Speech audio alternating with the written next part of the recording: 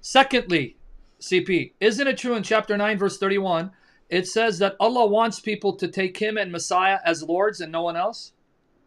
Yeah, this is actually but when you read the translation, it comes differently. Yes. They say to take Allah yeah. So in Arabic it says, they are taking their monks and their rabbis as God instead of Allah and the Messiah.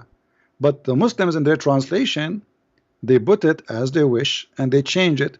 So they make it no. They took their monks and their rabbis and Jesus as God instead of Allah, when the fact this is a fabrication. So you're saying the Arabic clearly, because you know the Arabic, the English we don't know, we're English speakers, for us. You're saying chapter 9 verse 31 says that the Jews and Christians, their mistake was that they took the rabbis and monks as lords besides Allah and the Messiah, meaning that Allah and the Messiah should be their one Lord. That's what the Arabic says? Yes, exactly. This is what the Quran is saying. I will read it in Arabic, and I change the Muslim to say online. اتخذوا أحبارهم ورهبانهم أربابا من دون الله والمسيح ابن مريم وما أمروا إلا ليعبدوا إلها واحدا لا إله إلا هو سبحانه وتعالى. Here you notice, by the way, it says it clearly, instead of the Messiah and Allah, and then it says the word واحدا. You see the word one? That is one. واحد, not أحد. That is the correct one. That's the correct word for the word one. واحد in that verse, not أحد. Let us address Christian Prince's first grade elementary school level of understanding Arabic grammar. Sam Shimon and CP attempt to make it seem that there is a purposeful mistranslation of the segment of the ayah which says Min dunillahi wal Masiha, wherein they claim that the correct translation is besides Allah and the Messiah, i.e., they claim that the Quran says that a group of people took their monks and rabbis as lords besides God and the Messiah, implying Trinitarianism. This is simply not the reality though, for a very simple reason. Cases. The Arabic language has 3 cases: marfu', marjroor, and mansoob. In translation, nominative, genitive, and accusative. To skip all the grammar that was too boring for CP to listen to in class, I'm going to address the particular usage of the genitive and accusative cases in this verse. First of all, when a preposition is used in Arabic and is then followed by a noun, it is a rule that the noun is then going to be in the majroor case and not the mansoob case. Let me show you what I mean. If I said min dunil kitabi, I could only use the suffix I at the end of the word al-kitab. I cannot use the suffix a for the singular nouns after a preposition, as then the noun would be in the mansoob case. This means that I cannot say min dunil kitaba, as the preposition min and the word dun stand in an idafa connection with al-kitab, which always requires, by Arabic grammar, the majroor case. Now, let's return to the verse. The verse says, Min dunillahi wal Masiha. Notice how the word al-Masih ends with the suffix a and not I.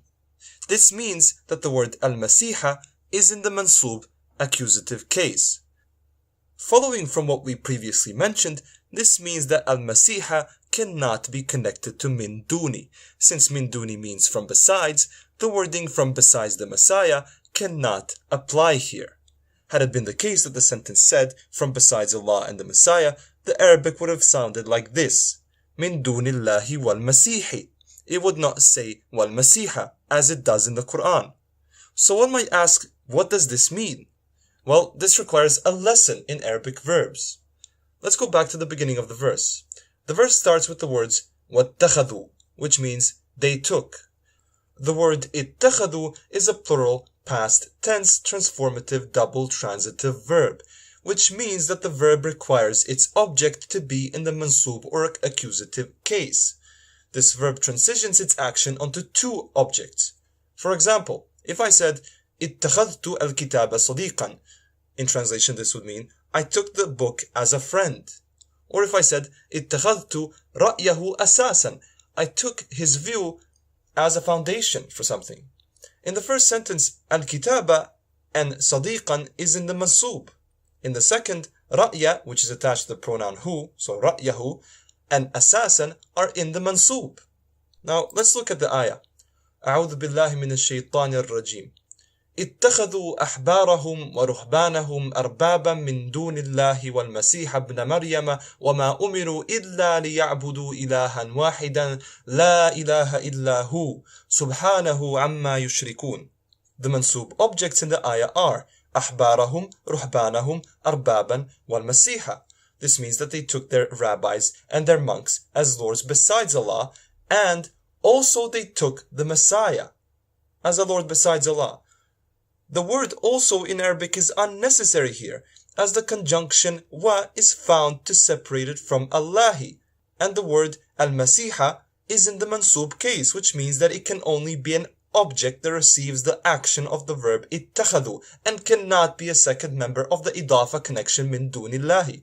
This verse is essentially saying that they took their rabbis, their monks, and the Messiah as lords besides Allah, but in a different yet grammatically consistent order in the Arabic language, as has been thoroughly and undeniably explained.